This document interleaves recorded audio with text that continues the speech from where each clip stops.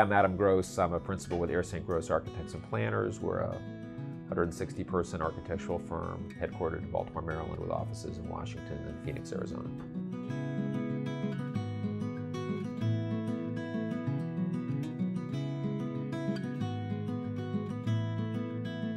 Our history dates back to 1912 when the firm was founded, and it was initially called Buckler and Finhagen. It's gone through a series of ownership transitions.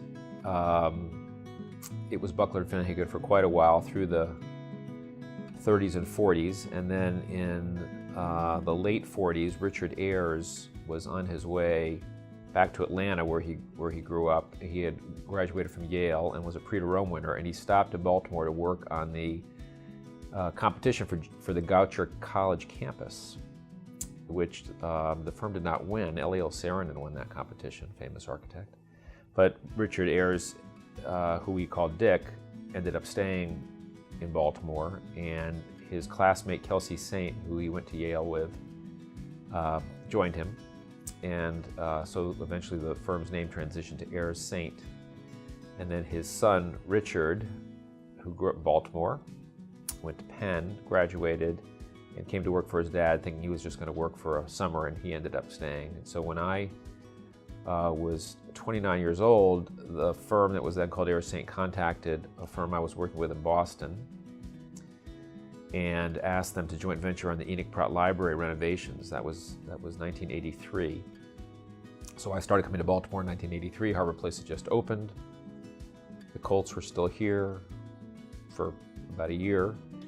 And William Donald Schaefer was mayor, and I started working on this project, and I would go back to Boston, and then after about a year of doing that, Richard and I were having dinner, and he made me an offer to join the firm as a partner when I was about 29 years old. So I joined the firm in '84, and the firm was about 8 people at that time, kind of a small, very well-regarded regional firm, a lot of institutional work, and we started growing.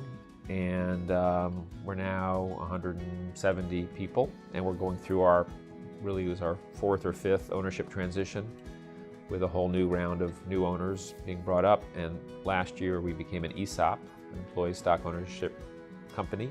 My 2 senior partners, Jim Wheeler and Luann Green, and our CFO, Tom Lee, really put the ESOP together, and they now go to ESOP conferences and are very active in kind of the ESOP elements of our company.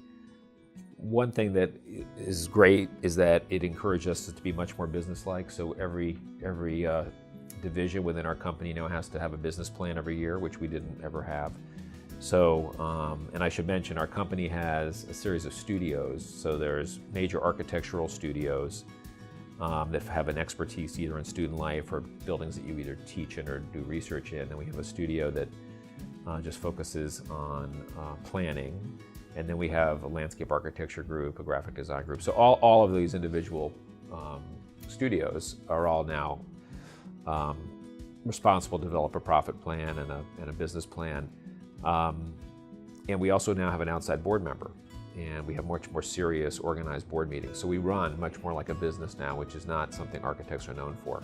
The ESOP kind of encourages us to grow, and because we want to increase the value of our employees' shares, which hopefully encourages people to stay with the firm. And this whole, our major focus right now really of the older partners like me that are all of the similar generation, we're all kind of baby boomers between our late 50s and early 60s, is to transition the ownership to the next generation of folks who are in their 30s and 40s. So that growth is really being driven largely by that goal of